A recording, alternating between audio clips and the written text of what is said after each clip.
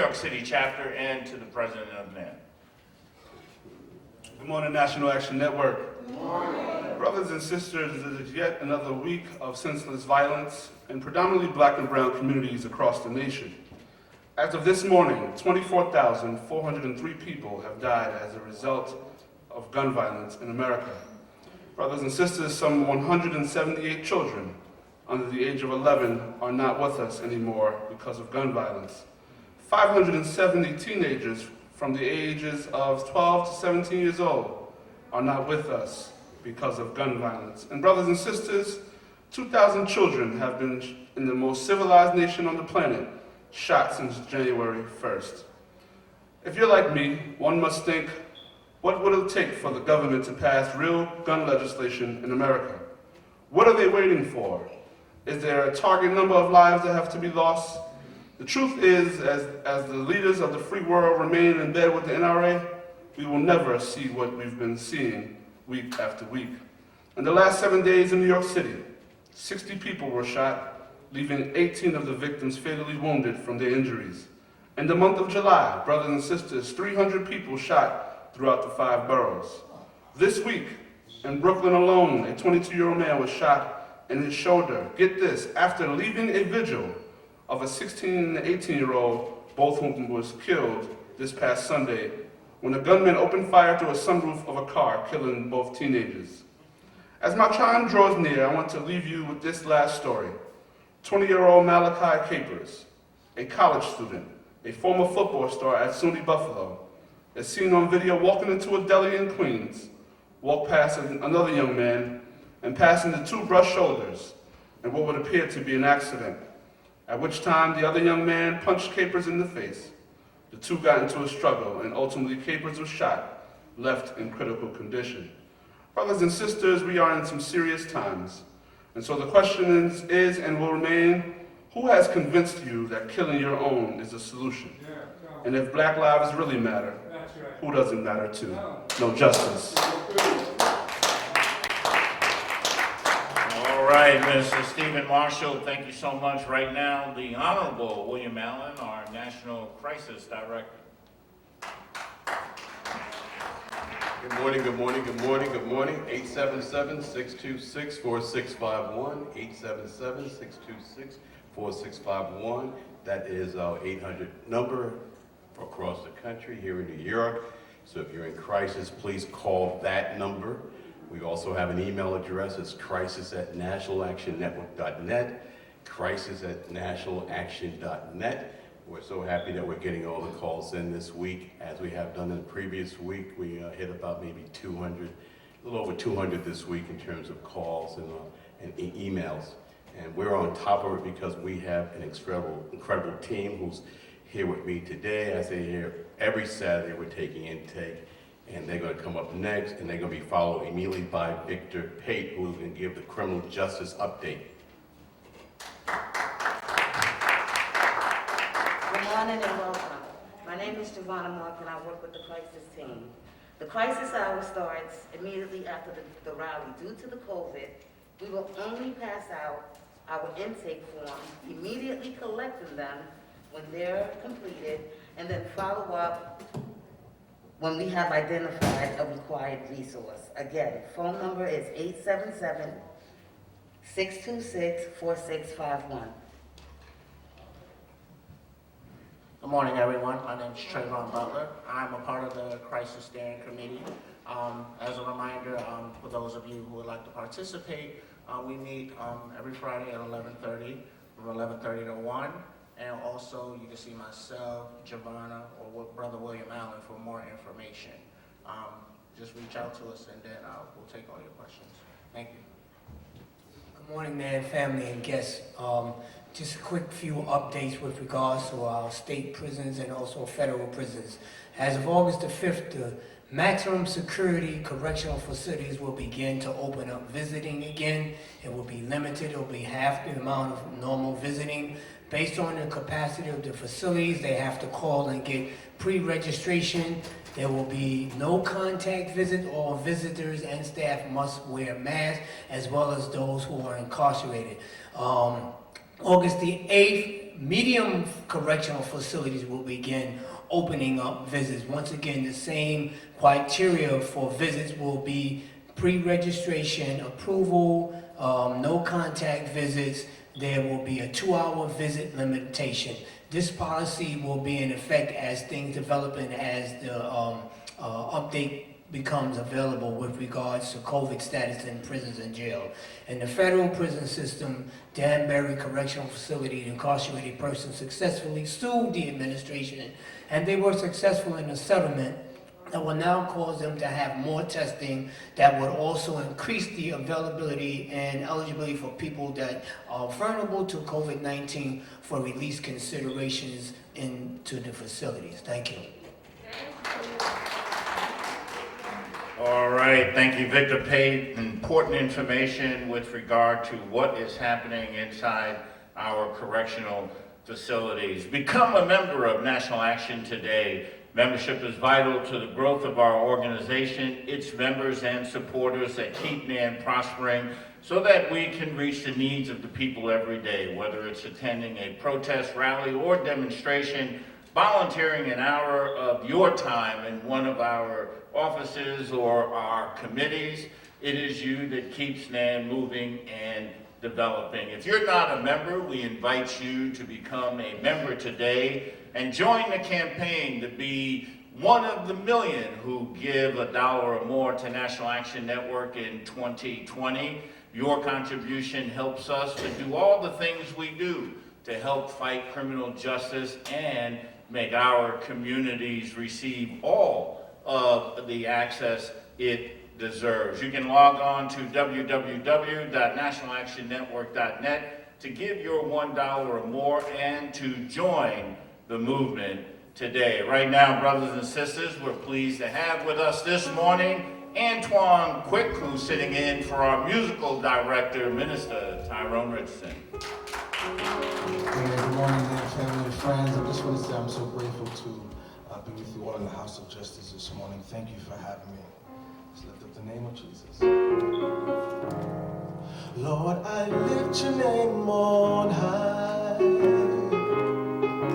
Lord, I love to sing your praises. I'm so glad you're in my life.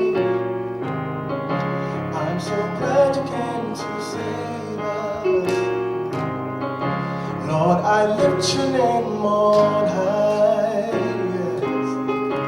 I'm so glad you came to save us. I'm so glad you're in my life. I'm so glad you came to save us. You came from heaven to earth to show the way, from the earth to the cross. My debts are paid, from the cross to the grave, from the grave to the sky.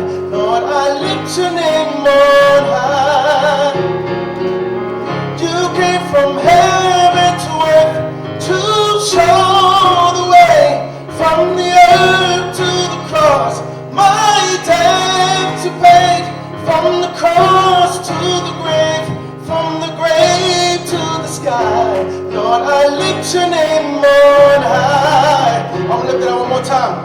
You came from heaven to earth to show the way, from the earth to the cross. My debts are paid, from the cross to the grave, from the grave to the sky. Lord, I lift your name on high. Come on, if you know he came. You came from heaven to earth to show me the way, from the earth to the cross.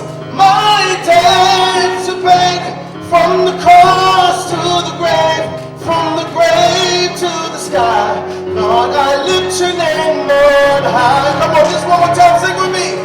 You came from heaven to earth to show the way, from the earth to the cross.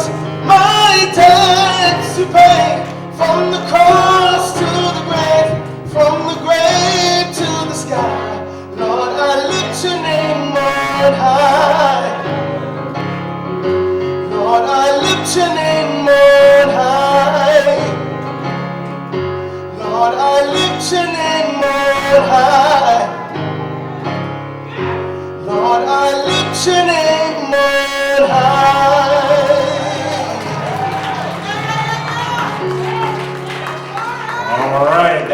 Antoine Quick. He's sitting in for our musical director, Minister Tyrone Richardson. Right now, brothers and sisters, be ready, because Sister Katrina Jefferson, coordinator here at National Action Network's House of Justice, is coming to ask, what's on your mind? Katrina Jefferson. Good morning, good, great Saturday morning to each and every one of you who are here in the House of Justice, to those that are listening by way of WLIB 1190 AM, and if you happen to be watching us via live streaming, welcome to this Saturday's conversation of What's on Your Mind, where you, the membership, you, the community, have the opportunity to voice your thoughts. Sundays at 5 p.m., tune in to Politics Nation with Al Sharpton on MSNBC. Once again, our guest musical director this morning, Antoine Quick. You know, God is not a man that he should lie. Whatever he said, he shall perform. God is able to do just what he said he will do. He's gonna fulfill every promise to you. Don't give up on God, 'cause he won't give up on you. He's able.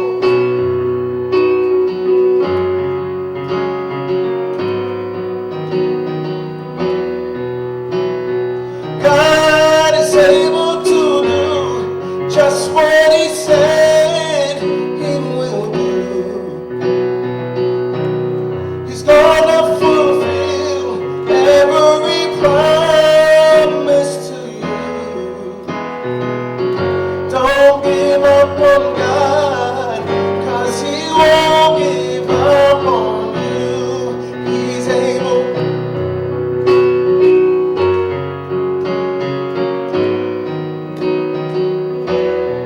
He's able. God is able to do just what he said he will do. He's gonna fulfill every promise to you, yes. Don't give up on God, 'cause he won't give up on you. He's able.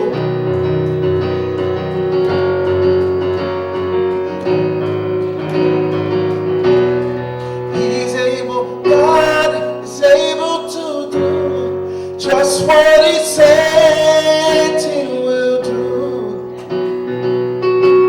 He's gonna fulfill every promise to you. Don't give up on God, 'cause he won't give up on you. He's able.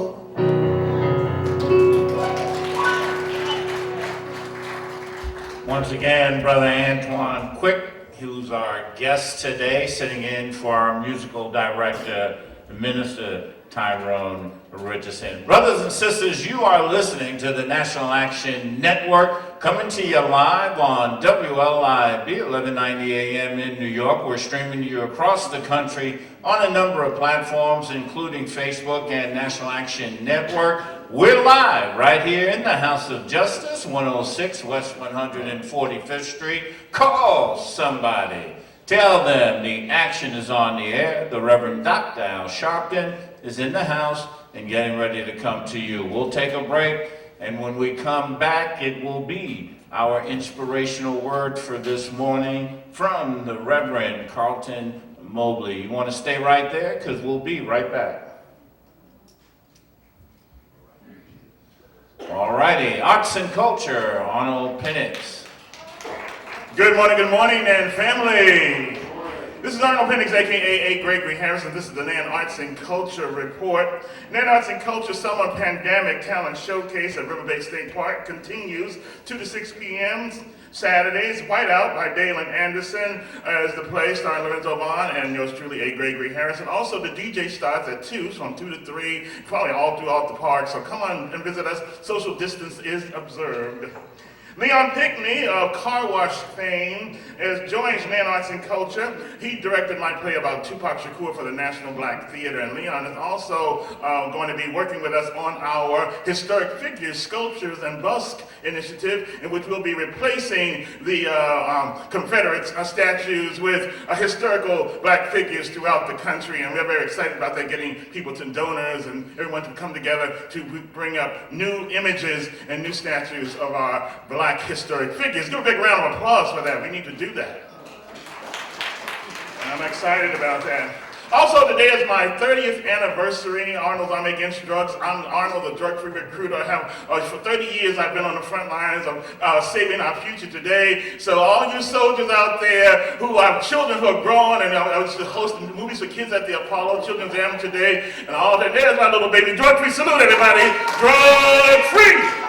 As you were, soldiers. That's the future right there. So we're going to make sure he's safe. Also, it's time for our health and wellness forecast. Blacker than black can be, blackity black, the big black man.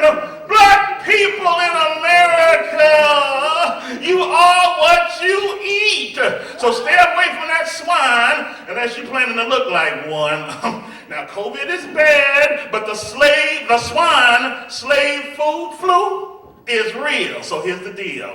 Eliminate sugar from your diet and use cayenne pepper for health and wellness. Word from the wise, all your body needs to drink is water. And that's the health and wellness forecast. Support the BNC, blacknewschannel.com. And I'm blacker than black can be, blackity black. The big black man. Wipe the sleep from your eyes, so it's time to get wise. Time for Jesse to run, so let's get it done. Run, Jesse, run! Whoa, Jesse, whoa. Eliminate the mystery with some black history. John, is it on? Get it on. Come on. Let's get it on. All right. John Lewis. John Lewis was an African-American politician and civil rights leader. As a youngster, he was inspired by the activism surrounding the Montgomery bus boycott and the words of Reverend Martin Luther King Jr. In those pivotal moments, he made the decision to become a part of the civil rights movement. Lewis was born February 21st, 1940, just outside of Troy, Alabama, to Willie Mae and Eddie Lewis. He organized sit-in demonstrations at segregated lunch counters in Nashville, Tennessee, while a student at Fisk University.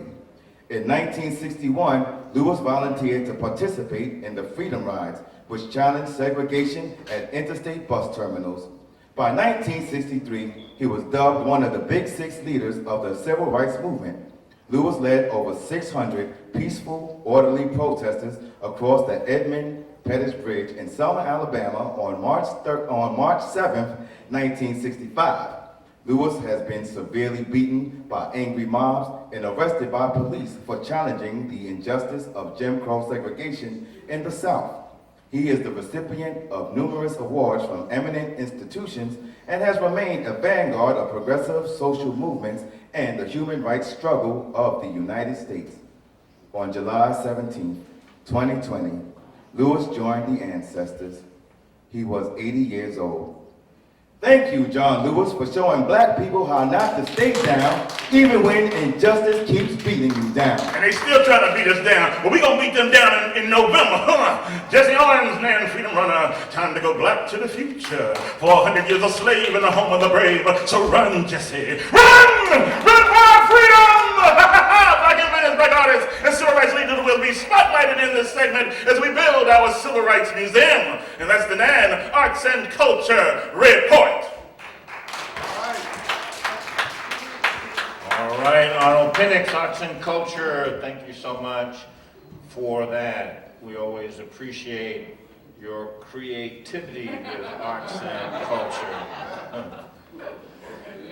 We're back, brothers and sisters. You're listening to the National Action Network Saturday Action Rally, coming to you live on WLIB 1190 AM. We're streaming to you across the country on a number of platforms. In the 10 o'clock hour, we'll be on the Impact Television network all across the world and across the nation. And of course, we are live right here in the House of Justice, 106 West 145th Street. Call somebody, tell them the action is on the air. The Reverend Dr. Al Sharpton is on deck and getting ready to come to you. But right now, brothers and sisters, we're so pleased to have with us this morning for our inspirational word. He's the senior pastor at Ebenezer Baptist Church in Flushing, New York, the Reverend Carlton Mobley. Let's welcome. Grace and peace be unto you from God our Father and the Lord Jesus Christ. Thank God we're here for the National Action Network, to the founder and president of the network, Reverend Dr. Al Sharpton, to our presider this morning, and certainly to my friend and my brother who's here in support, Reverend Dr. Evan Dean Gray of the Macedonia Baptist Church, and to my wife, Sister Mobley, being here, to the Ebenezer Baptist Church who is watching this morning. Thank God for you. My word is found in Psalm 72, verse number 4, and it says this: He shall judge the poor of the people, and he shall save the children of the needy, and shall break in pieces the oppressor. Flowers fade and the grass wither, but the word of the Lord will stand forever. My brothers and sisters, I've come to discover that wrath and rage are a predictable response to the wake of oppression. When provocation reaches a seemingly intolerable height, wrath and rage become obvious cardinal partners for survival. This has been the case throughout the ages. The ancient times in this 21st century shows that because oppression, get this, it always breeds contempt. Oppression breeds contempt. And what other response can you expect when the oppressor has his knee on your neck? Christians ask, what can we do? Can we fight back? Is there a such thing as righteous indignation? Can good people find favor with God when they rise up against oppression? The answer, my brothers and sisters, is a resounding yes. King David dealt with oppression, yet David believed in his heart that God was in control. In 2 Samuel 22 and 28, he said, the afflicted people thou wilt save. And when the wicked, even his enemies, came upon them to eat of his flesh, they stumbled and fell. Why? Because David entrusted his life to a greater power than his own. What we need, my brothers and sisters, at this time to fight back oppression is godly leadership. And I've come to discover that all leadership is not created equal. Some leaders seek to influence through negative means. This type of ungodly leadership seeks to change without imposing morality. It governs through autocracy with lies, manipulations, and outright verbal conflagration that creates a forest fire of fear. It calls upon brute force to quell peaceful protest. It measures its success by reality ratings. It touts a Bible without ever opening a Bible. And what does godly leadership look like in the wake of oppression? Godly leadership knows it must read the Bible before it can heed the Bible. Godly leadership avoids all evil provocation that leads to rebellion. And godly leadership hears and heeds the moral voice of God in matters of justice. And so when it comes to godly leadership, it's not about ratings, it's about results. I wish I had a witness in here. In Psalm 72, the psalmist is offering a prayer for his new leader by the name of Solomon.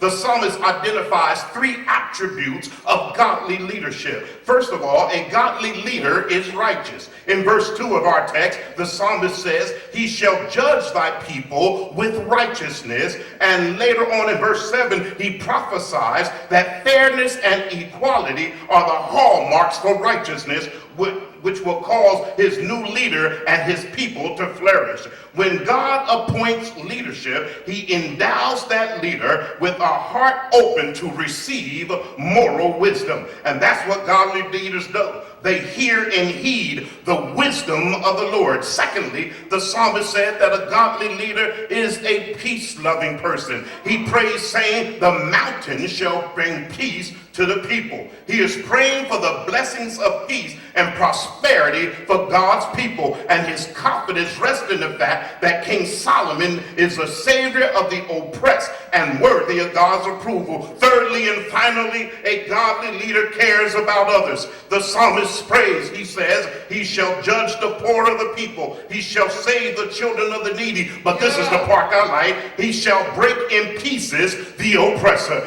The psalmist is saying that a godly leader is able to discern when oppression is the reason for poverty. Through godly eyes, he can see down the road, and he knows what happens to the future of our children if the poor are needlessly neglected. How does he know? Because he cares. My brothers and sisters, a godly leader thinks of the people that he cares for, no matter who they are or what they came from. See, his actions are exposed by who he is in his character. He should welcome a stranger and not build a wall.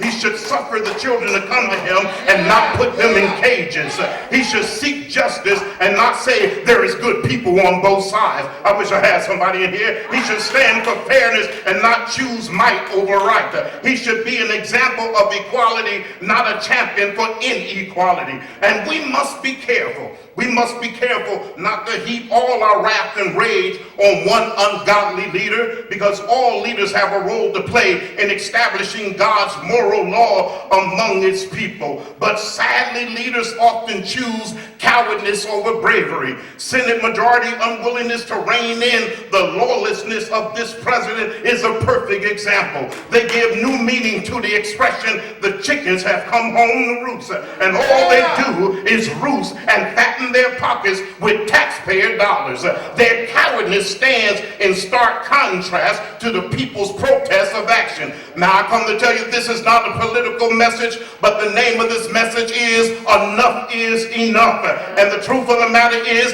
the battle that rages is far greater than the battle between two parties. It is the Lord's battle. It is a battle for morality and common decency. And people keep asking us in our community, why are African Americans so angry about what's going on? Why is the height of current rage so high? Why are black people so angry? Let me tell you why we are angry. We are angry because in 1619 we were chained and brought to the shores of America on a boat. We are angry because they forced us to build a democratic nation without receiving any of the fruits of our labor. We are angry because after the Emancipation Proclamation, Jim Crow would not allow them to enjoy unrestricted freedom. We are angry because the passing of the 13th, 14th, and 15th Amendments, which gave black people equal voting rights, the black codes and segregated laws erased most of the freedom passed by those amendments. We are angry because lynching became the preferred means of black curtailment. We are angry because prisons became the preferred means of black curtailment. We are angry because they killed Emmett Till. We're angry because they killed Medgar Evers. We are angry because they killed Addie Mae Collins, Denise McNair, Carol Robinson, and Cynthia Wesley, who were blown to pieces at the Sunday school in Birmingham. We are angry because of what they did to Virgil Lamar Ware, who was killed while enjoying a bike ride in this community. We are angry because James Earl Chaney, Andrew Goodman, and Michael Schrimmer were murdered and buried in the earthen dam by the KKK. We are angry because Dr. King was murdered. We are angry because Alton Sterling and Dante Parker and Renisha McBride and Sandra Bland and Trayvon Martin and Michael Brown and Freddie Gray, Philander Castile, Eric Gardner, Tamir Wright, Breonna Taylor, Freddie Gray, Breonna Taylor, Ahmaud Arbery, and George Floyd too, are many, many, many more who we cannot name, were killed by cops or wannabe cops who executed murderous authority over them. I don't know about you, but I come to say this morning that God says enough is enough. God has had enough of insolence. God has had enough of indifference. God has had enough of inequality and inequity. He has had enough of tweeted irreverence and human inhumanity. My brothers and sisters, I come to tell you, enough is enough. And we've got to know that it's time now to stand up, to fight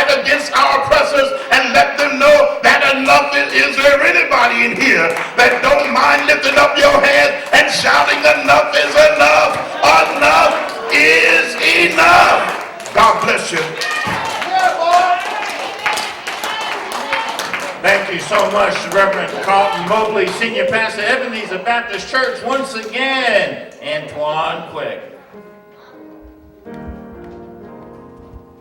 Amen. And anybody know that they're blessed out there?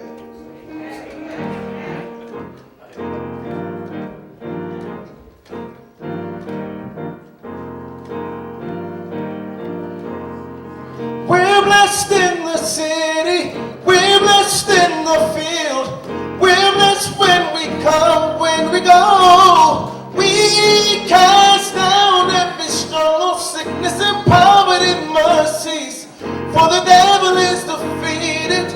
We are blessed. We're blessed in the city, we're blessed in the field, we're blessed when we come, when we go. We cast down every stronghold, sickness and poverty, mercies, for the devil is defeated. We are blessed. Late in the midnight hour, God's gonna turn it around. It's gonna work in your favor. Late in the midnight hour, God's gonna turn it around. It's gonna work in your favor. Late in the midnight hour, God's gonna turn it around. It's gonna work in your favor. Say, we're blessed in the city, we're blessed in the field, we're blessed when we come, when we go. We cast down every stronghold, sickness and poverty, mercies, for the devil is defeated. We are blessed. We're blessed in the city, we're blessed in the field, we're blessed when we come, when we go. We cast down every stronghold, sickness and poverty, mercies, for the devil is defeated. We are blessed. One more time. We're blessed in the city, we're blessed in the field, we're blessed when we come, when we go. We cast down every stronghold, sickness and poverty, mercies, for the devil is defeated. We are blessed. All right. Antoine Quick sitting in for our musical director once again. Brothers and sisters, we should give a big, big hand for our inspirational word this morning, the Reverend Carlton Mobley, Senior Pastor of Ebenezer Baptist Church in Flushing, New York, and we appreciated that word this morning. Right now, brothers and sisters, we're going to take a second break. When we come back, it'll be the Reverend Dr. Al Sharpton. We want you to stay right there because we'll be back with our action. All right. William Griffin, President of the Men's Auxiliary and the New York City chapter, with some announcements.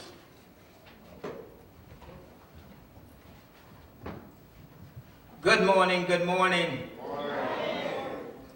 A voting rights and electoral educational webinar will take place on Thursday, August the 6th.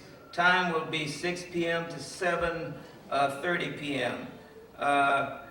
Chaplain Victor Pate, Chairman of the New York City NAN chapter, Second Chance Committee, and the Political Action Committee.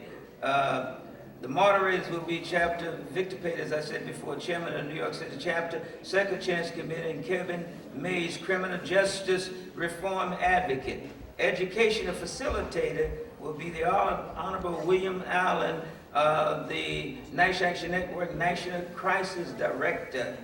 Panelists will be, of course, Lady Catherine Williams, Julian Coalition Organizer, Jerome Wright, Statewide Organizer, and Elise Gillespie, that's CCF Organizer. That all takes place now 6 p.m. to 7:30 p.m. Thursday, August the 6th. Please make sure to remind the members of your committee to sign up for the August 28th Commitment March. Get your knee off our necks.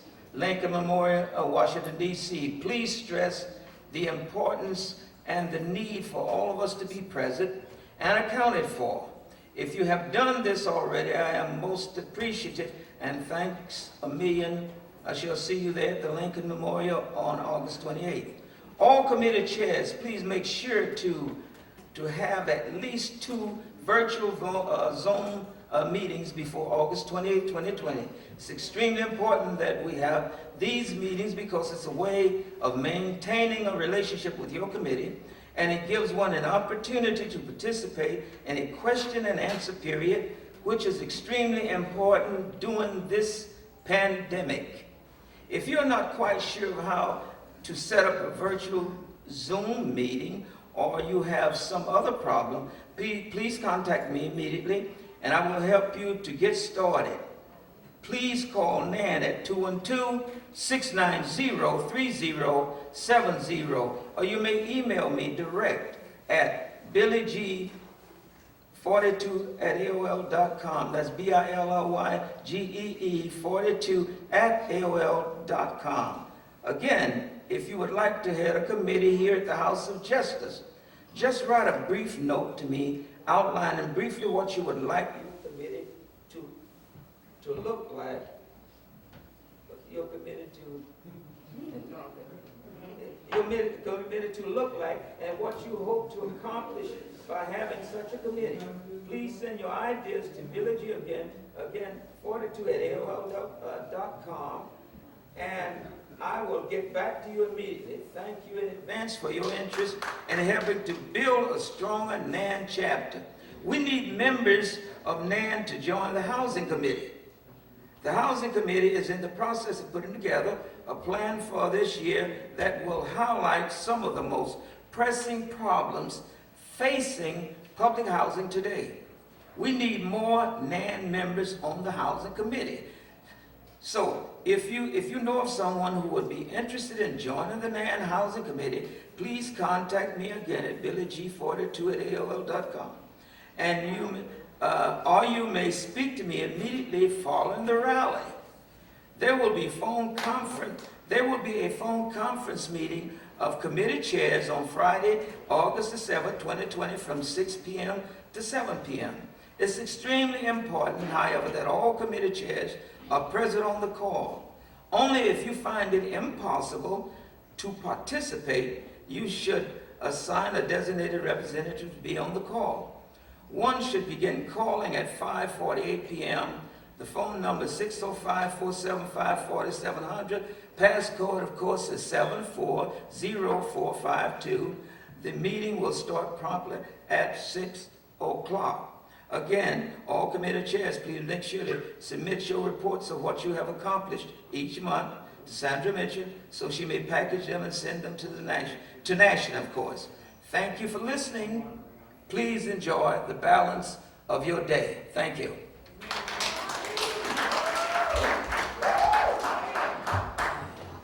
All right, Bill Griffin, president of our New York City chapter and Men's Auxiliary. Thank you for those announcements.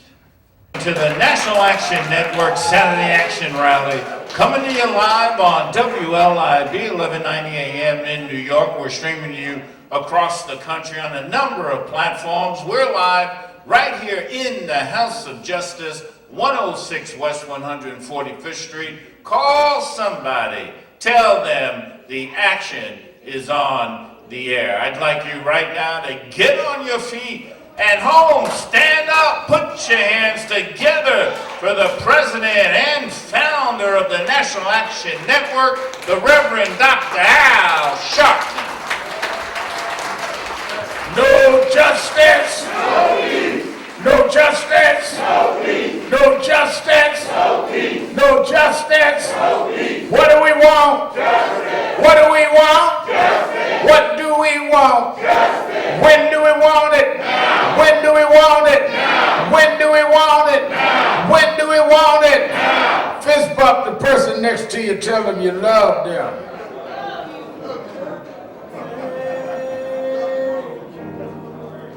Oh Lord, thank you, Lord, thank you, Lord.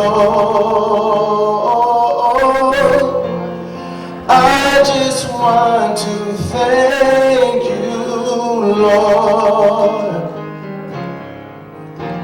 You've been so good.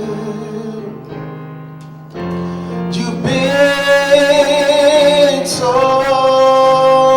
good. You've been so good.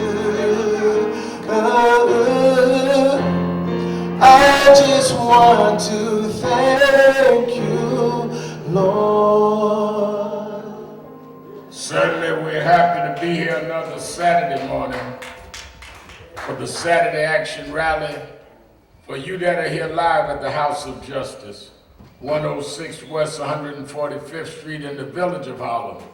And for you that are listening live on 1190 WLIB AM in New York, and you that are watching from around the country on www.nationalactionnetwork.net, we're happy to be with you another Saturday morning to give our action report. Let's give a hand to our presider, Attorney Michael Hardy, and our guest musician, Brother Antoine Quick. Certainly we enjoyed the inspirational message this morning. Reverend Carlton Mobley, give him a hand. And Reverend Mobley is from Ebenezer Baptist in Flushing. And you know, I constantly like to remind people of the history of our struggle in the North. That is one of the things we're working on right on this corner, is that as these developers bought up all these areas, that we wanted a museum here. We made them agree to that, and to maintain the House of Justice and a museum. And one of the untold stories of the movement, a lot of people think that the civil rights movement was only in the South. The fact is that the civil rights movement was all over the country and still is. One of the reasons that people get bad leanings is they get bad information. There was a bus boycott in Harlem 12, 15 years before there was a boycott in Montgomery. Adam Clayton Powell had the Harlem bus boycott in the 40s and wrote a book called Marching Blacks that was published in 44, which means Adam Clayton Powell was calling us blacks 30 years before we caught up with it. In fact, Dr. King wrote that he studied Adam Powell's book, Marching Blacks, when he was doing the Montgomery boycott. But there's no museum, there's nowhere that houses what happened in the Harlem boycott. Nobody's showing a artifact of that bus. They boycotted buses in New York, not because they made us sit in the back, but because they wouldn't hire black bus drivers. And Adam Powell and them boycotted until they hired the first 2 black bus drivers in the city of New York, which means every time you get on a bus or train and there's a black driver or a black that is a conductor on the train, you ought to thank Adam Clayton Powell. Just like A. Philip Randolph and the Sleeping Car Porters Union and all of that. Frederick Douglass was in Rochester, New York. So the NAACP was founded in Niagara Falls, New York, called the Niagara Movement, the Garvey Movement. All of that happened in the North. That's why we want to house it here. And when Dr. King formed SCLC after the boycott in Montgomery, it was the Montgomery Improvement Association that went on to become SCLC after they had won the battles in Birmingham and got the Civil Rights Act of '64 and then got the Voting Rights Act of '65. The press, let me tell you something, the media is always going to be your cynics and your critics. Amen. I don't care what you do. If you are fighting the system will fight back. So the press said, well, Dr. King, that was good, but y'all can't do that up north. So he went north to Chicago to deal with open housing, and in Cleveland, voter registration. And then eventually, as he was coming toward the end of his life, he came to New York to install Reverend Y.T. Walker, who was the first chairman of the board of this organization, as the pastor of Canaan Baptist, and campaigned for the Poor People's Campaign. Where he started the campaign in New York was at Ebenezer Baptist Church in Flushing under Reverend Timothy Mitchell. So a lot of y'all don't know your history. It always upsets me when we have people that just got in the movement and gonna tell folk that are the cornerstones of the movement stuff that they don't know, which you should learn. We need new energy, new ideas, but you need to know the ground that you are on. Timothy Mitchell was a bedrock in the civil rights movement. From the Poor People's Campaign to Operation Breadbasket to what we did in the 80s, when we fought the battle in HBO and Howard Beach and others, he was a major leader. And for Reverend Mobley to be in that pulpit is a historic pulpit like any pulpit in this city. And that church would not have him if he was not up to par to mount the pulpit of the historic Ebenezer Baptist Church. Give Reverend Compton Mobley another hand.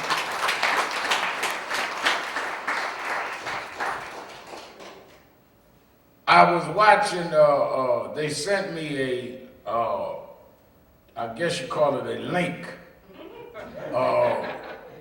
HBO, I guess that's what was on my mind when I said that. HBO sent me a link.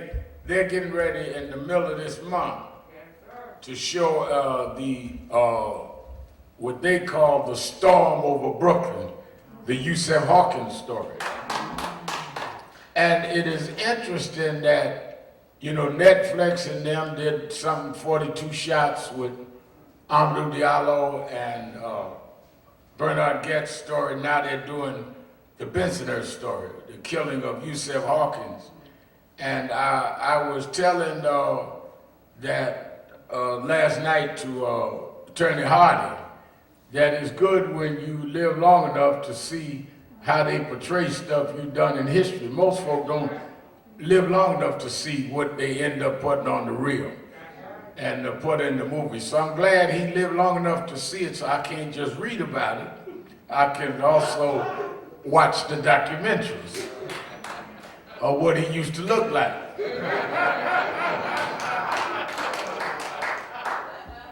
But we are in a time, in all seriousness, and we are in a time where the social media and the channels on television become the historians for our children.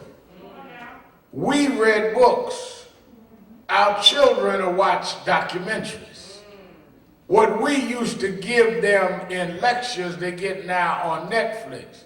So we must be very careful that what is put on there is correct and does not give a misstatement or a wrong story. Now, one of the reasons I like what they did with 42 shots about Diallo and about the one I saw last night on the link about the killing of Yusef Hawkins, is they need to know, Reverend Mobley, that the struggle in New York was as violent and despicable as it was in the South. I was listening to his inspirational message. The up north, urban racist was just as vicious as the southern racist. He was just more manicured. And he didn't wear overalls, he wore pinstripe suits. That's right, that's right. So don't get confused between style and action. Now, the reason their image was better is they controlled the media.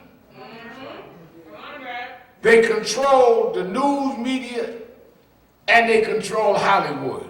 So they could project the Southerners as that's them. But we're not like that.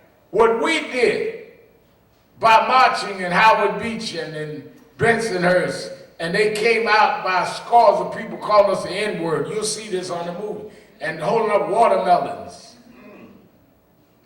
People would think that was in Mississippi. That was in New York. Now, where you going with this, Sharpton? Well, let me tell you. If you understand, I'm getting right back to Mobley's point. If you understand that in Howard Beach, which is in Queens, that they would hold up watermelons, call us the N-word, and say we should not live in the neighborhood. If in Bensonhurst, they killed Yusuf Hawkins, saying they didn't want ends in the neighborhood. They had one boy in the movie saying we're not racist, we just don't like niggas. That's what he said. They got the newsreels from that day. Now, what does that relate to today? This is the same communities. Howard Beach is about 2 zones away from Jamaica Estates, where Donald Trump was born and raised. Donald Trump is a symbol and is a continuation of Northern bigotry.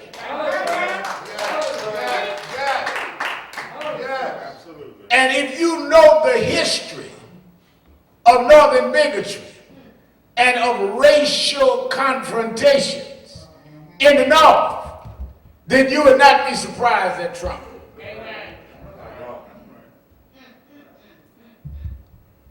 Trump got away with a good image because they give him that.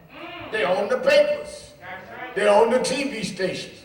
Folk down in Birmingham didn't own the stations, the networks, they didn't own Hollywood, but these folks did. So they projected themselves differently than what they are. Now the footage is beginning to come out and we know who they are. Can you imagine?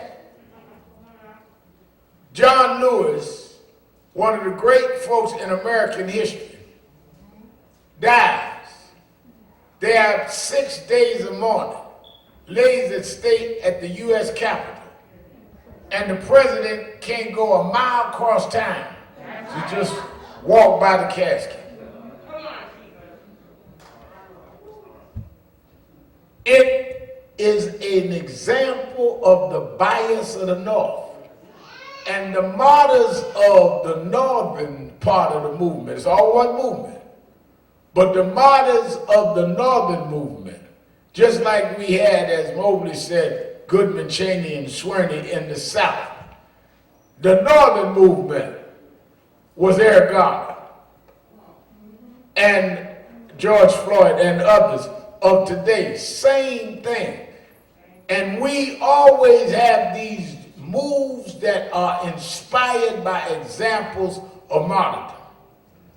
It was Emmett Till getting killed that Rosa Parks said she was thinking about, which she wouldn't give up her seat on the bus. Let's welcome our Impact Television audience. So one of the reasons that our march, August 28th in Washington, is important is because at some point you must go from demonstration to demonstration and legislation. They marched and boycotted from 55 to 63. And when they took it to Washington, they were able to put enough pressure on the national government that helped to culminate in the 64 Civil Rights Act. We have two pieces of legislation, national legislation, that has already been put in through the House of Representatives. You have the George Floyd Policing and Justice Act, which passed the House. And you have the John Lewis Voting Rights Act, passed, is in the House. Mitch McConnell in the Senate will not bring either bill up for voting. That is why we're going to Washington, just like they went 57 years ago, to say, put the bill through the Senate. We want legislation around policing and voting. Now, reason that's important is, let me tell you, first of all, Trump told you this week, he's thinking about trying to delay the election. Now, first of all, he doesn't have the power to delay it. But what is he doing? He's trying to already set up a scenario to discredit the election so that when he loses, he could say they stole the vote, tied up in court as long as he can. He's creating a climate of voter fraud. Now, why does that go to our march? When they had the argument in 2013, Shelby versus Holder. What is Shelby versus Holder? Shelby is Shelby County. Holder was Eric Holder, the Attorney General at that time. Their suit was to try and stop the Voting Rights Act. A lot of folks don't understand what the Voting Rights Act was. Voting Rights Act didn't give you the right to vote. The Voting Rights Act protected your right to vote.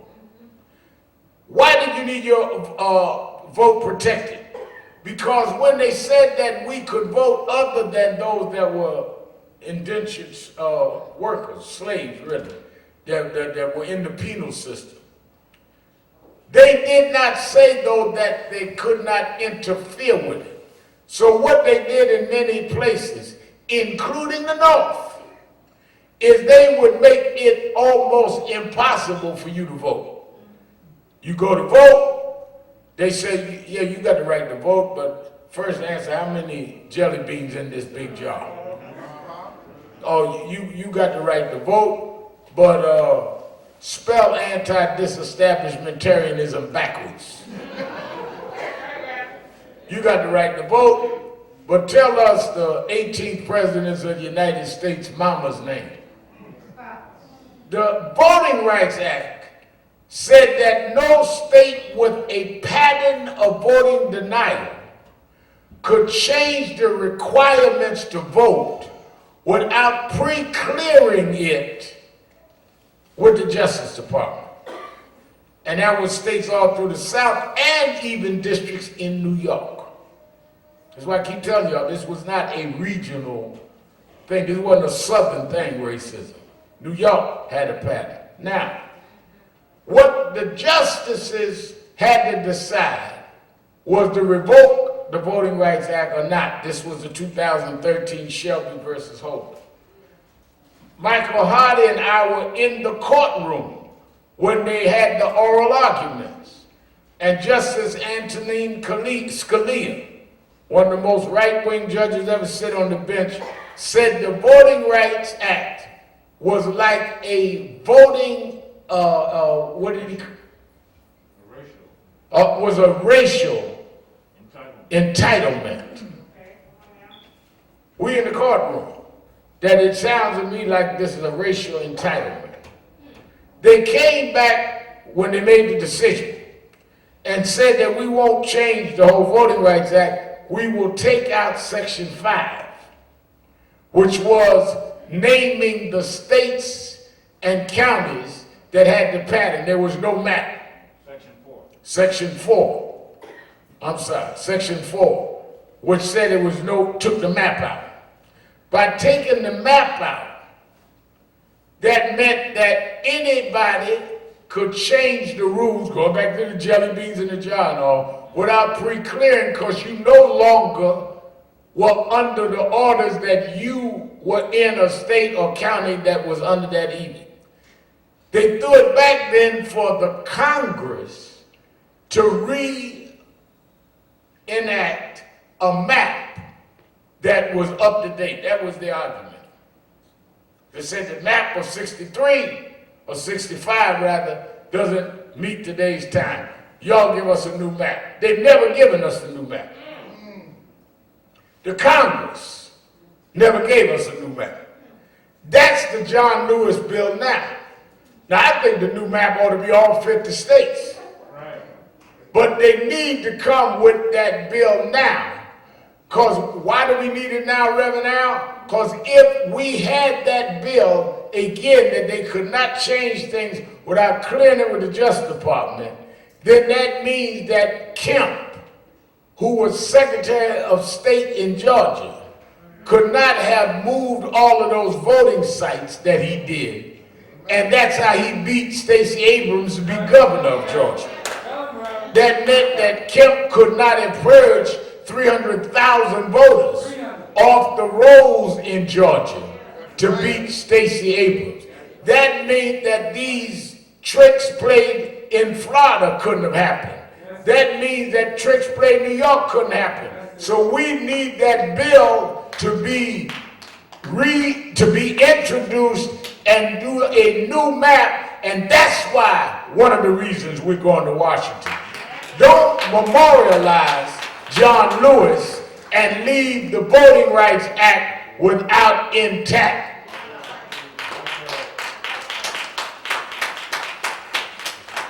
The George Floyd Policing and Justice Act makes it a federal crime to have a chokehold. It also makes it where police have to be transparent.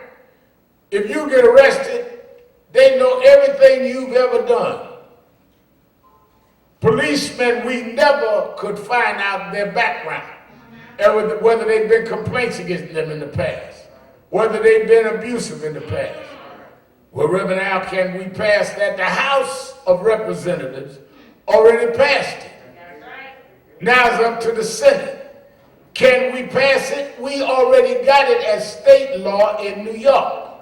Let me tell you again, because a lot of folk be running their mouth and don't understand what's happening. When Eric Garner was killed by a chokehold 6 years ago, and we started fighting for justice right on this stage that Saturday with Gwen Carr, who's here every week. Give a hand, the mother of Eric Garner.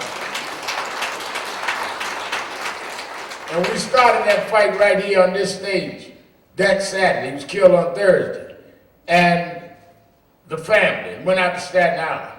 One of the first things we said was we wanted to have the policy of no chokeholds become a law.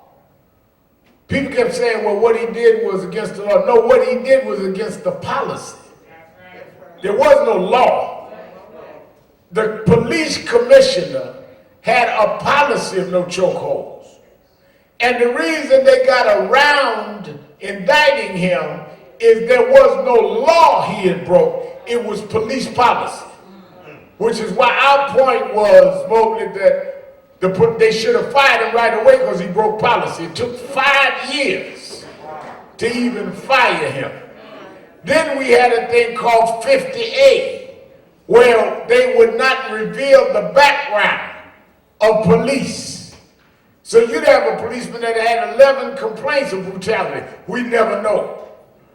We fought those 6 years and finally got in the middle of our fighting the George Floyd protest. Don't forget, Gwen Carr and I went and led a vigil in Minneapolis, even before the family came in Minneapolis, to help connect Eric Garner with George Floyd.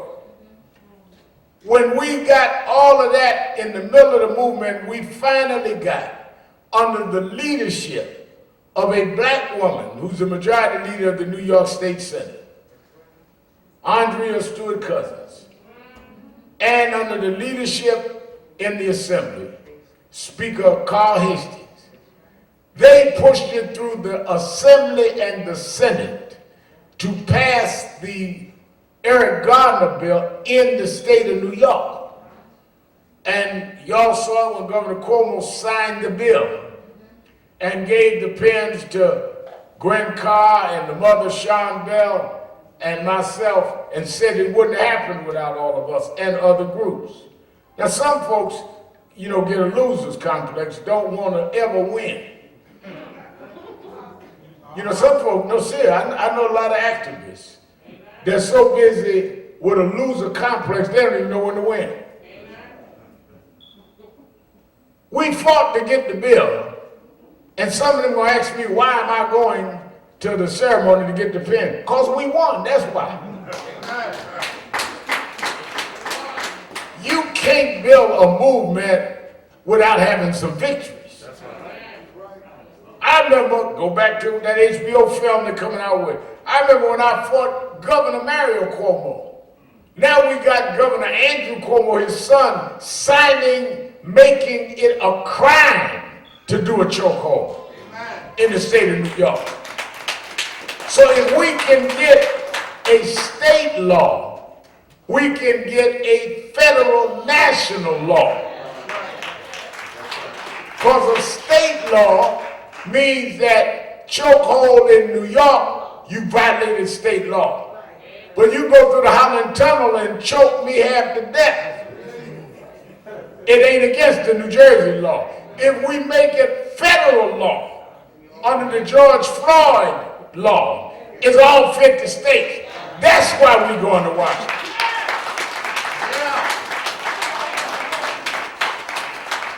We ain't going on no bus outing. This ain't the end of the summer bus ride.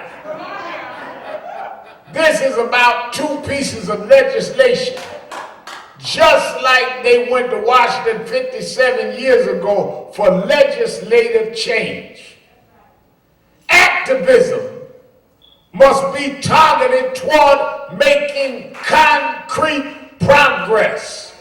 Our people do not need you to vent their rage unless you're challenging it towards solving what they're enraged about.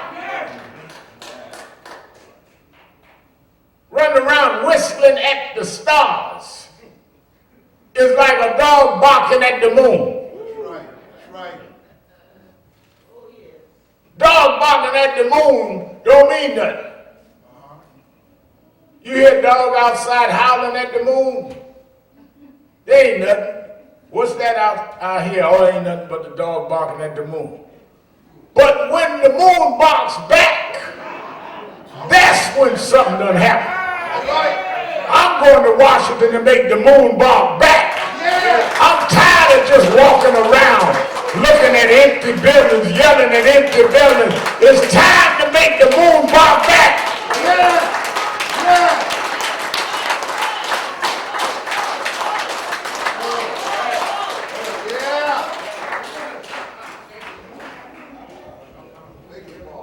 Well, right now we're in the middle of a pandemic, that's right.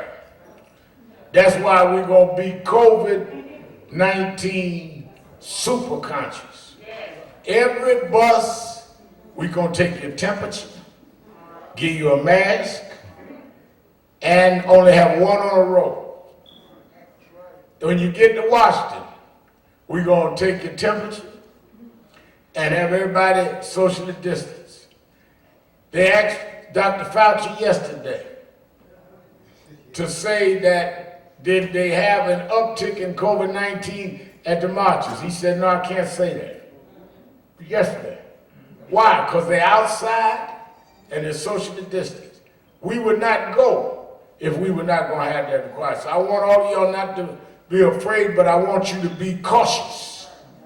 Because we're going to do this to do it because it must be done.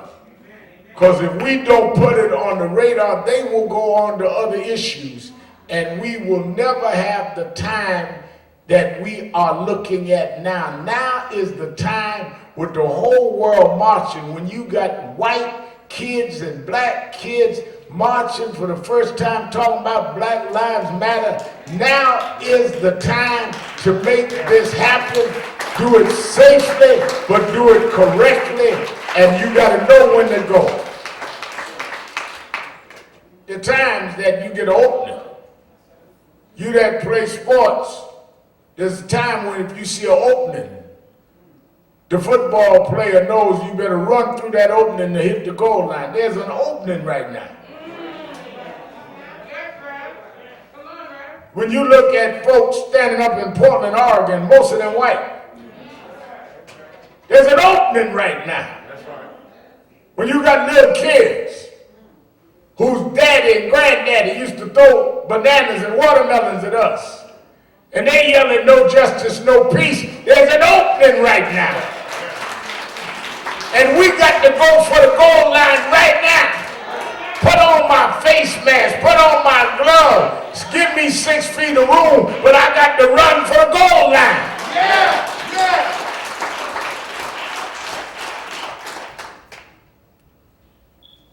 When we look at, let me tell you something, you're dealing with some cold-hearted people. And they don't understand nothing but activism. Activism that makes them do what they're supposed to do. Today, they're letting it expire. The $600 they were adding to people unemployed during the pandemic expires today. They're going on home. Talk about we can't reach an agreement. If you got people that cold and insensitive to let people that are not able to work because of a natural disaster, if they're that insensitive about their own families, what do you think they care about us? You've got to keep the pressure on. And the only time we've ever been able to get anything done is when we kept the pressure on. You know, I've been watching a lot of what's been going on in terms of movements and activism, and I've been watching a lot of what's going on in the churches. And there's a difference between what is ritual and what is real. All right. I want y'all to get this and I'll let you go. Some folks go to church as ritual.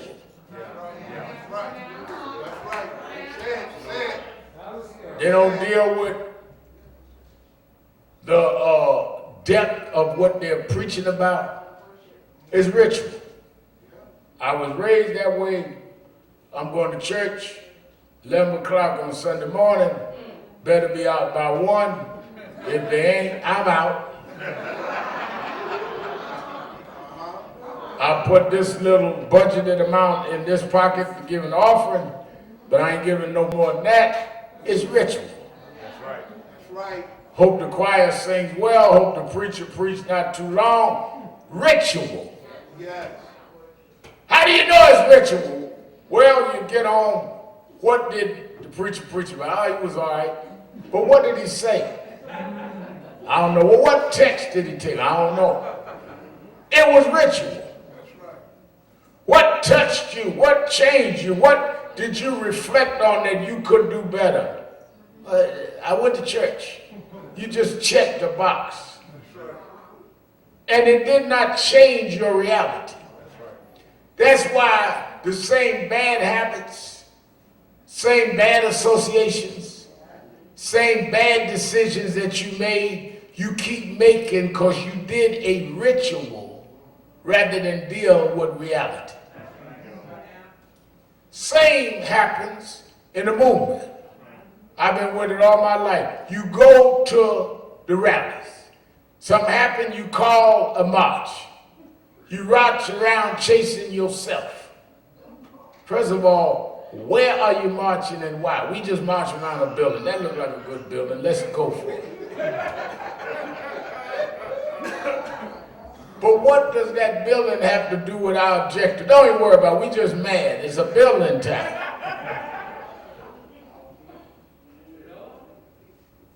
But what is our point? We'll figure that out as we go. I read an article the other day where there's a new kind of movement now going of no leadership, just collectivism. That ain't new. There was always folks that believed in a collective, and there were those that believed in leadership. That ain't new. If you would study rather than talk, folk would not know what you don't know. I'm reading this mess, I'm looking at, what is this? The reporter don't know how, you can use Google now and find out better than this. They had the Freedom Riders in 1959, 1960. Dr. King wasn't in the head of the Freedom Riders. There wasn't no head of the Freedom Riders. That was a collective. Students sit in Greensboro, North Carolina, 4 students. They wasn't part of a structured organization. That was a collective decision of 4 students. Dr. King, at the same time, started SCLC, Leadership Structured Organization. NACP, Leadership Structured Organization. At the same time, we always had leaderless collectives and structured leadership, and they all operated at the same time in their own lane, headed to the same destination. Don't let them trick you in acting like this just started happening. Freedom Summer in Mississippi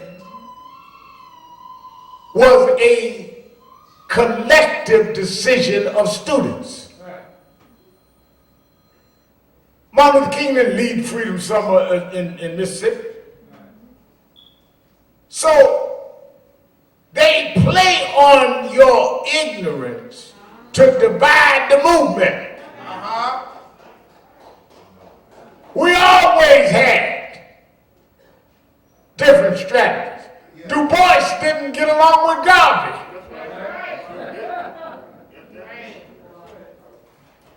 This ain't nothing new. Malcolm disagreed with Martin on something. This ain't nothing new.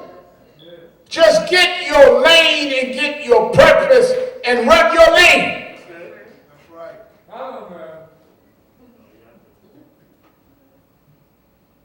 When I look at the attempts to divide us, it's insidious.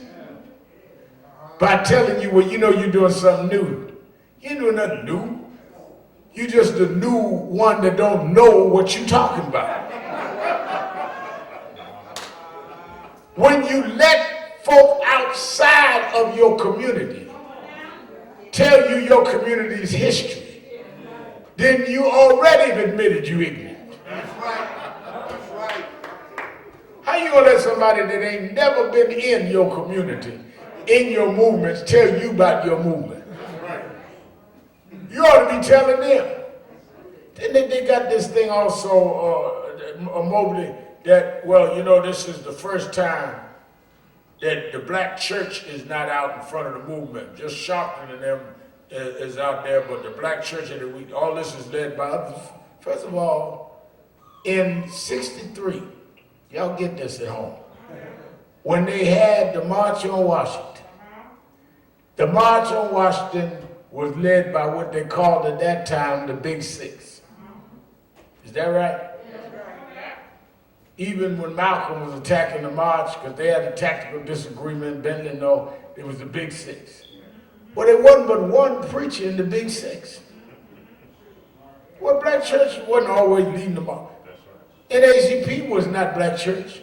CORE was not black church. James Farmer was a Quaker. SNCC was not black church. Urban League was not black church. Ava Randolph was a socialist. Don't let them trick you into that. King was black church. He was one of 6. But they had the intelligence to let the Urban League do the training. NACP was doing the legal fight. SNCC was organizing the students' direct action. CORE was doing the civil disobedience and direct action. And Dr. King was doing nonviolent social protest and could inspire the masses because he had the charismatic leadership of the black church. They understood if we play off each other's strengths, it strengthens the whole. Well, if they had that much sense 50 years ago, then why would you get rid of that strategy today? Other than somebody playing on your little baby ego.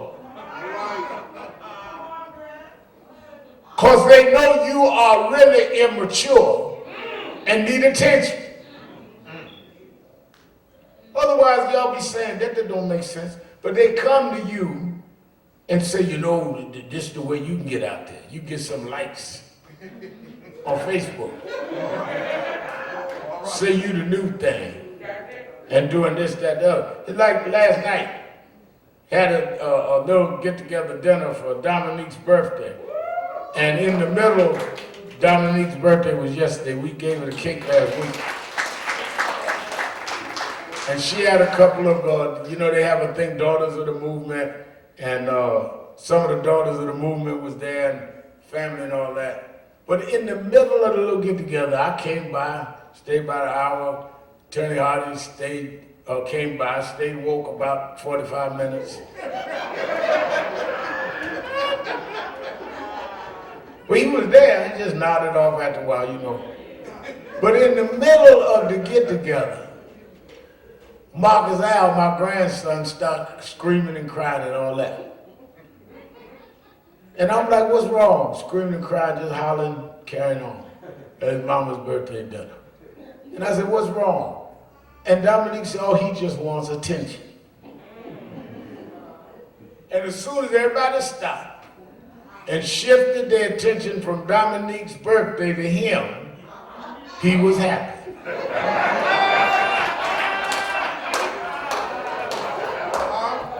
He stopped crying and started smiling. Because he wanted attention. And that's what y'all got, some baby activists. That all they want is some attention. Yes, sir. Yeah. Yeah. Jumping up with no purpose, running out with no plan, calling stuff with no objective, just want some attention. Yeah. Playing with folks. Because somebody ain't gave you your rattle and your pacifier.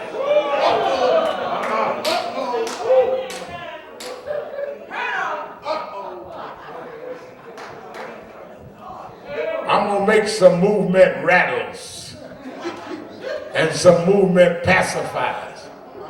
So when y'all be coming up asking me, I'm going to help you, I'm going to stick the pacifier in your mouth, give you a rattle, and go on and try to get some laws passed. These people lost their children. They ain't got no time for you to be playing attention games. People died. They choked Eric Garner to death in broad daylight. They put their knee on George Floyd's neck for 8 minutes and 46 seconds. This ain't about y'all ain't paying me no mind. This is about changing laws. Yeah. One of them that there tell me, well, you know, Rev, now, I see you meeting with those in authority. I don't talk to them. Well, how you gonna get something done? That's right. That's right. I march on them and meet with them. Why am I marching if I'm not trying to get a message through? Other than I'm outside doing the Marcus Al, just trying to get attention. And I might not get the same attention inside. Or you don't want to go inside because you don't know what to say. Some of y'all ain't in meetings because you ain't got no content in the meeting.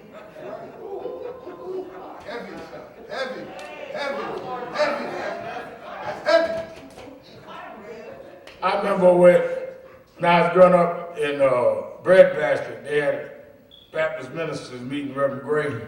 Give a hand my cousin Reverend Gray in Far Rockaway. I remember they had a preacher there. I didn't know because I'm from New York, but I'd go in and out of there. And he kept complaining that they never let him be the order of the day, which was to preach the sermon at the ministers' conference. You know how that goes, Mobley. Every week, you know, it would be a different one of the pastors. But they never would let him preach. He kept complaining. Y'all don't let me preach. One of these weeks, I'm going to preach. All these big shot preachers, y'all ain't going to let me preach.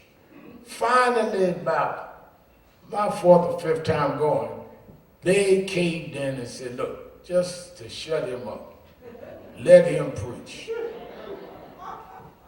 And they had him as the order of the day. Folk got up, read the scripture, did the prayer. Somebody sung the song. And Gwen, it was his time to preach.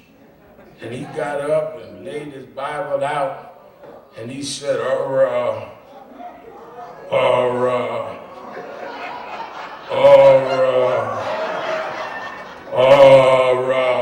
let the church say amen. And we found out he didn't know what to say. Some of y'all can't meet with the president or the senator or the mayor because you don't know what to say.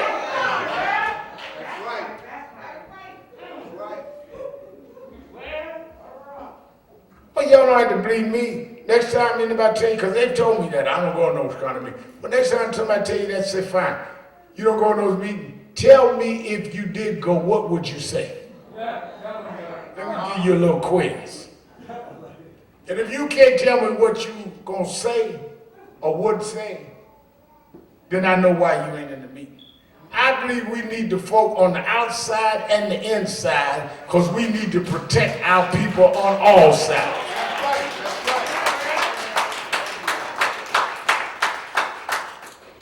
That's why this road is rough. And this road is a tedious road. And it's deeper than attention getters.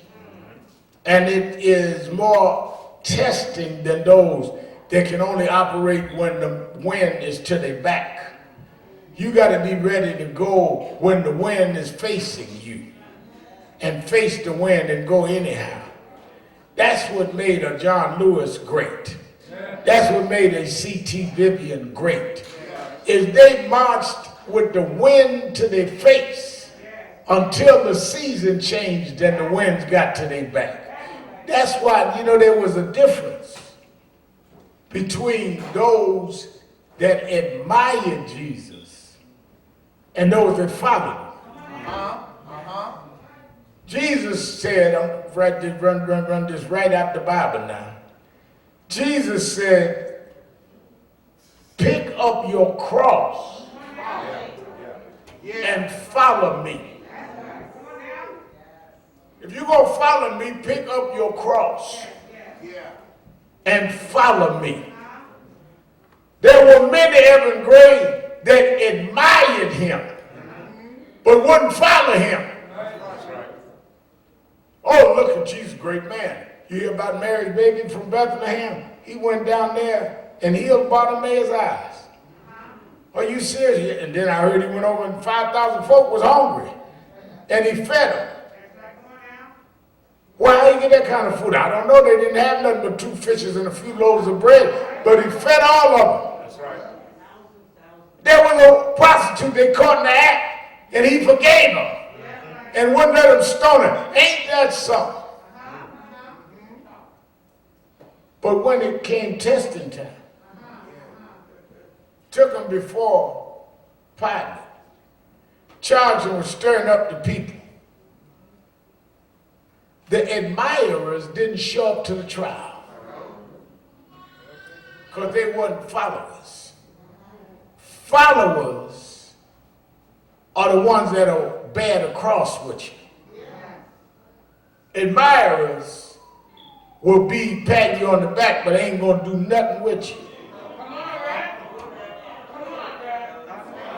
And when they sentenced Jesus, why do we wear crosses 2,000 years later? Because we identified with what Jesus did with the cross. Yes, yes.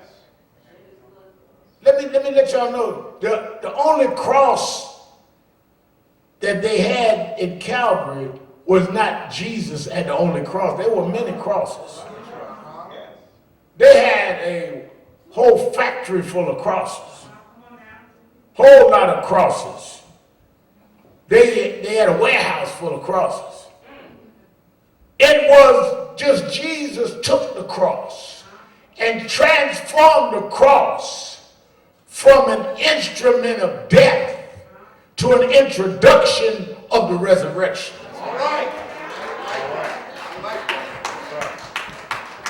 The cross until Jesus was the symbol of death. That's right. After Jesus, it became the pathway to a resurrection. Yes, sir. Yes, sir. That's what those that follow him do. That's why Dr. King could march and ultimately die, and his death changed the most powerful nation in the world. That's right. Took the cross of crucifixion, brought it right to a resurrection.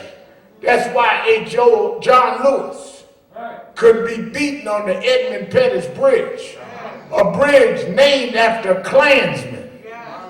But a half a century later, walk across that same bridge with the first black president of the United States of America pick up your cross. Yeah. If you pick up your cross, I can't promise you they won't nail you to the cross. But I can promise you if you hold on, I can take your cross as your pathway to rising again. If you can take the pain, I will give the gain. Yeah. You want to admire activism, but you don't want to be a follower. Because if you follow, your friend might betray you like Judas did. If you're a follower, your hangout buddies may be silent while they prosecute you, like Peter did to Jesus. But if you're a follower, you just bear your cross. Bear your cross means your family may not understand. My Lord. Folks you went to school with don't think you lost your mind. Bear your cross. Yeah. And don't get rattled when you get upset sometimes. Because sometimes you're going to get depressed. And sometimes you're going to say, is it worth it? And sometimes you're going to say, I don't know if I should have done this.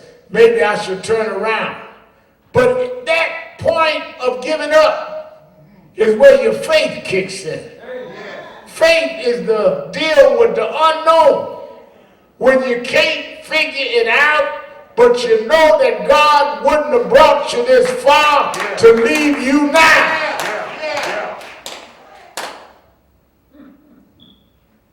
I hear people talk about, I never got discouraged. Well, you ain't never been tried then.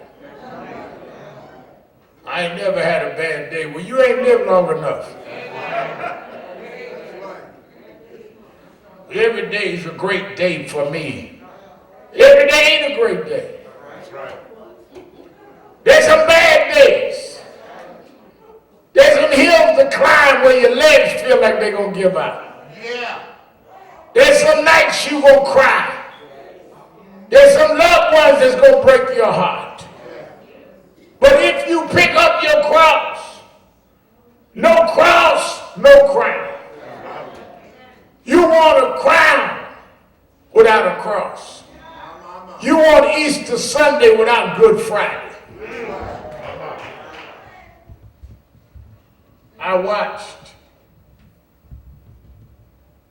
as we stood up for that boy and four others in Central Park. They mentioned it in this HBO movie. They called us everything but a child of God. They accused them boys. Amen. Corey White, who just had a birthday too.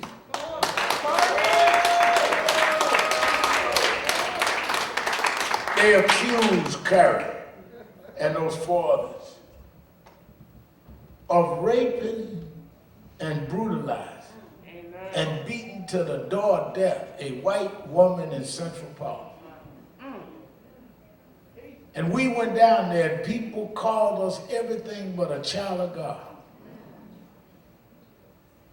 We went to the courthouse and stood with them. They were babies. They were little kids, scared, frightened, into making confessions of things they never did. And nobody would stand with them. And a few of us came down and walked into the courtroom with them every day. Felt like we were walking a gauntlet. People calling us names and saying, y'all are defending rapists. But we walked with them. Amen. But I thank God I lived long enough to walk into the premiere of their movie. If you bear the cross, you can wear the crown.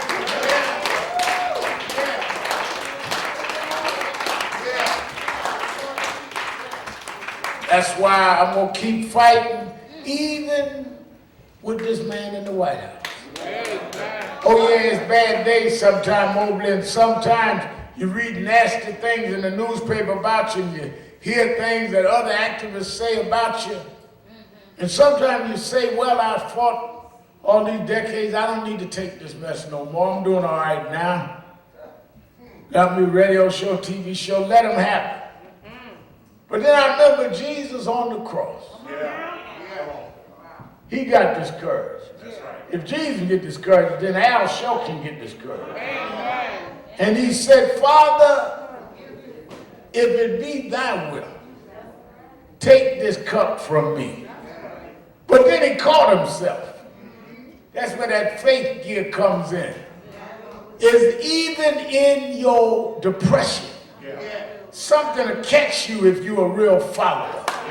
And he caught him and said, wait a minute, nevertheless, not my will, but thy will be done.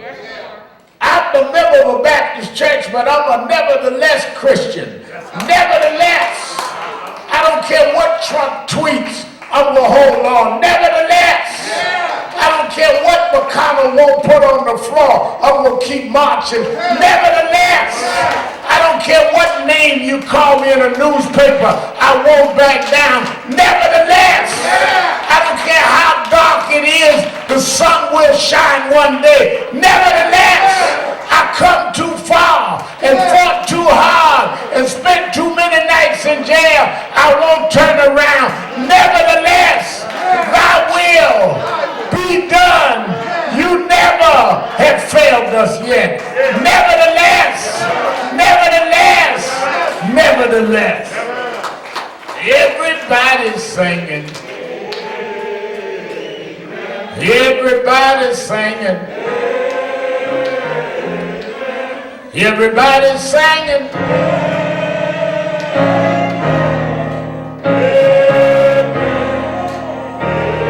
Sing it like you mean it.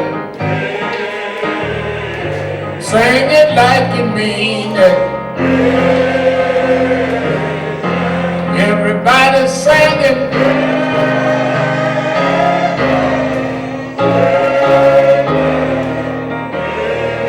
We want justice.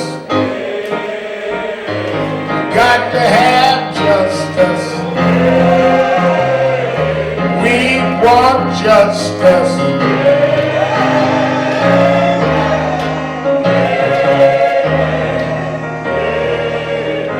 open the doors of the movement. There may be someone here today at the rally. You hear us on the radio, you watch us on television, but never joined National Action Network. If you're here in the auditorium, just come down to me and let us sign you up. If you're listening on radio, you can call 1-877-626-4651. 1-877-626-4651.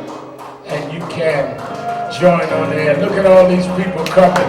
Everybody's singing. Everybody's singing. Everybody's singing.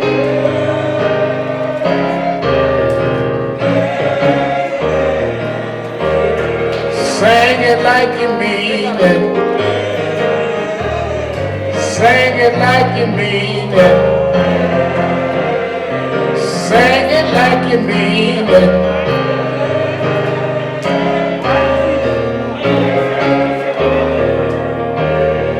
One more time, y'all. One more time, y'all. Isn't that beautiful? Everybody's singing.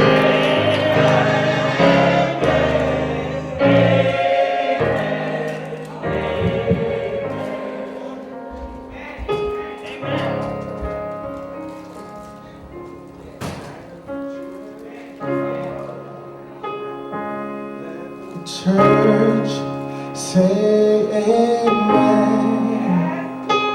Let the church say amen.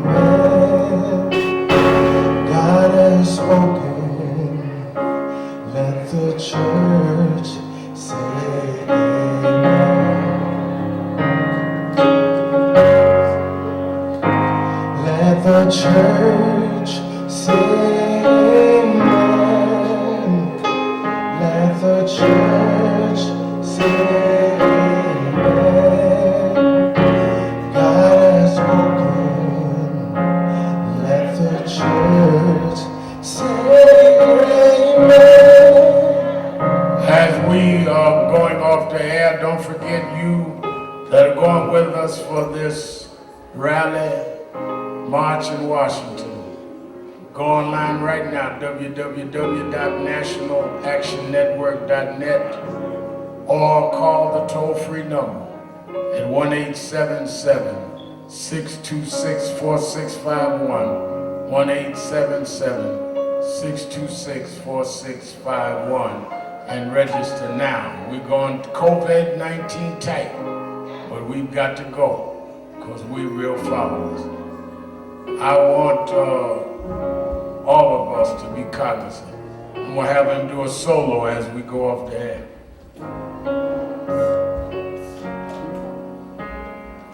We fall down, but we get up. We fall down, but we get up. We fall down, but we get up. For a sin is just a sinner who fell down and got up. We fall down, but we get up. We fall down, but we get up. We fall down, but we get up. For a sin is just a sinner who fell down and got up. We fall down, but we get up. We fall down, but we get up. We fall down, but we get up.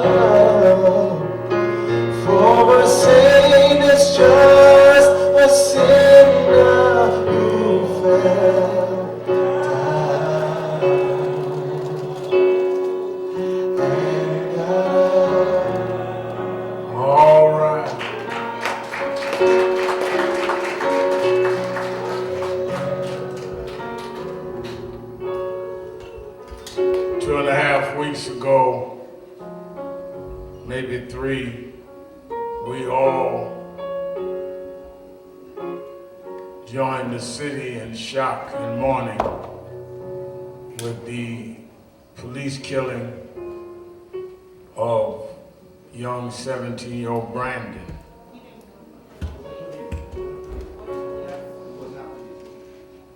It was not the police. It was 22-year-old, and he was on his way to college, to St. John's. And we promised his mother that we would stand with her, and I did the funeral. And she stood and said she wants to help others. We started a scholarship fund that Nan is putting in the first money in his name. And I looked up, I went last Monday and did the eulogy for the 1-year-old killed by gun violence in Bed-Stuy. And I looked up and Brandon's mother was there. She's committed to help. And I look up this morning, she's in the house. Give her a big hand. Let her stand.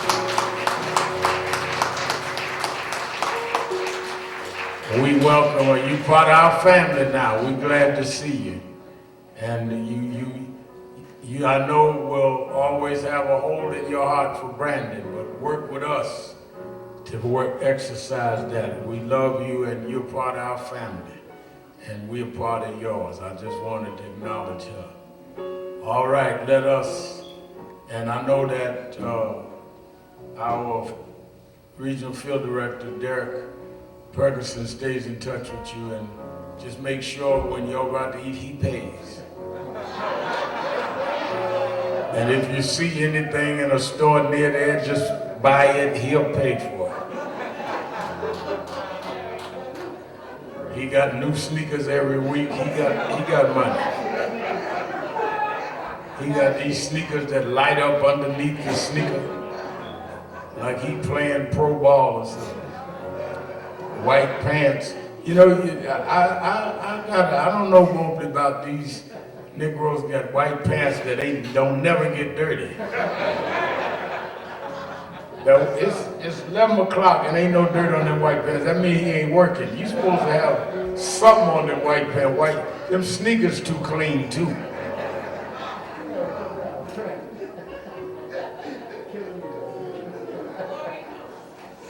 You supposed to wear sneakers to work out. With sneakers that clean, you ain't working out. All right, let's raise our offering.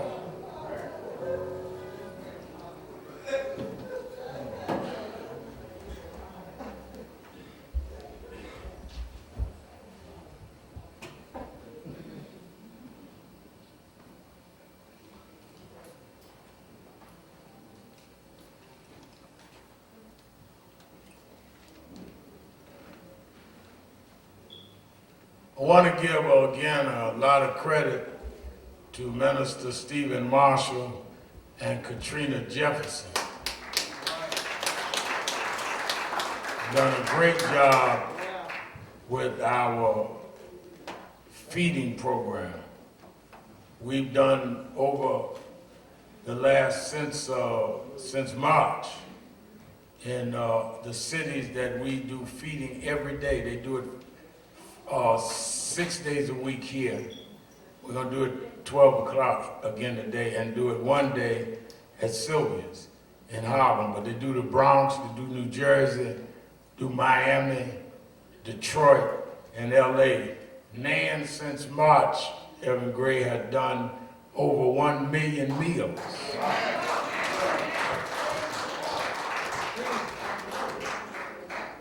Since March. And we're proud of that and happy about that.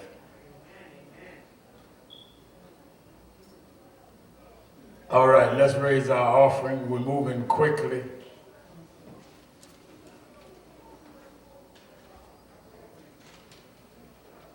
I need about 10 people that can start with $100 or more. Come quickly.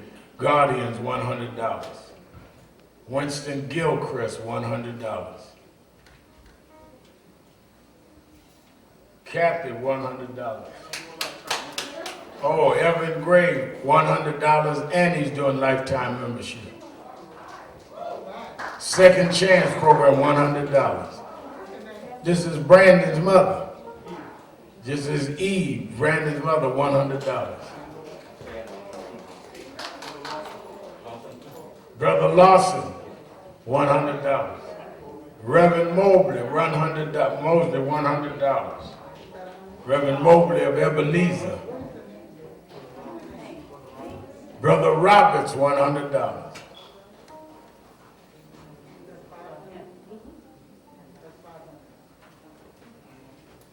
It's in memory of Victor Morales. He's given a gift to the movement from Dolores Morales. In memory of her husband Victor, she's given $500. Thank you. God bless you. All right, give me some 50s, 50. Come on, 50. Brother Rodney, my main man, leading the way. The mayor of the Queensbridge houses. Sister Sandra Mitchell. Membership, $50.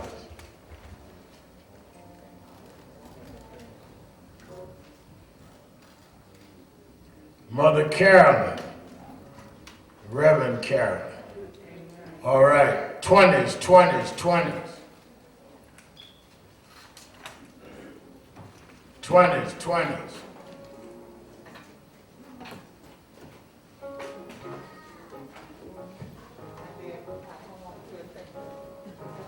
And Iana, good to see you. All right. She brought a whole group with her to join today. Isn't that wonderful? What?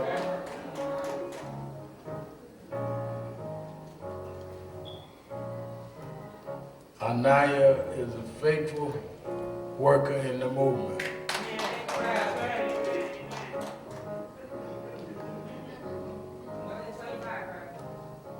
All right, now everybody, whatever you have, $1, $2, $3, whatever you have, come on.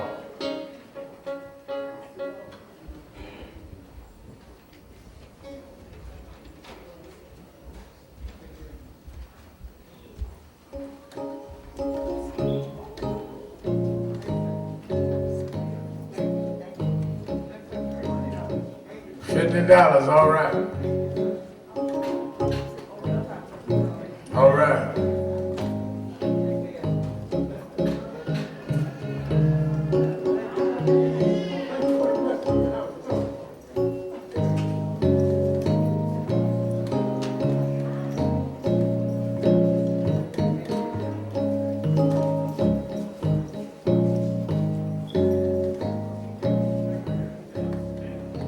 All right.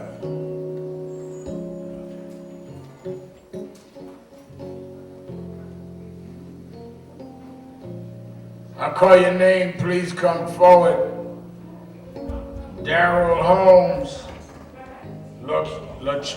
Luciano Benjamin, Glenda Lee, Yvonne Duchesne, Marlene Averill, Jean Viez, Anne Simone, Deidre Dumas, Frequenz Cleville, Theodore Fayette, Jensen, Eve Hendricks, that's Brandon's mother, Pierre Exuma, Ryan Tony Exuma, and Barry Jimenez, and Dolores Morales, who's also taken out a lifetime membership. Welcome to the National Action Network. This is, and our Anaya is saying, this is the new Haitian committee to the National Action Network. Ain't that wonderful? Anaya told me she was going to form a committee, and she's done that, and she brought it in, And come on, isn't that wonderful? Isn't that wonderful? Isn't that wonderful? Well, we welcome all of you to membership. We are now working together with you. We're all family. We want your ideas, your thoughts, and let us move together to liberate our people from both those that are on the outside of our community and the inside, like her son suffered, that are hurting our people. Let's do this together. Face the audience and welcome them to the National Action Network. Give them a big hand. Give them a big hand. Give them a big hand. All right.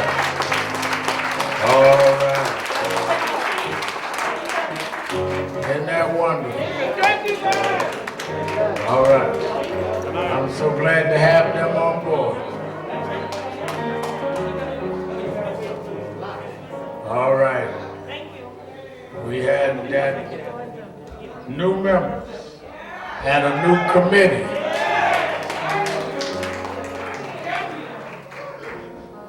All right, they are welcome to the organization. All right, let us get ready to go. Let us all stand. Amazing grace, how sweet the sound that saved a wretch like me.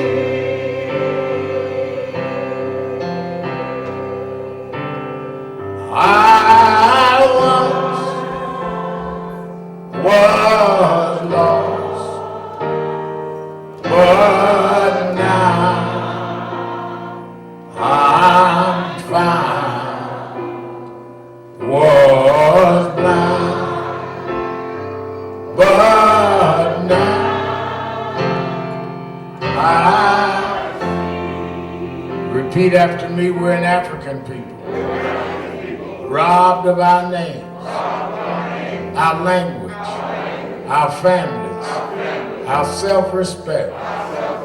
But we shall rise, never to fall again.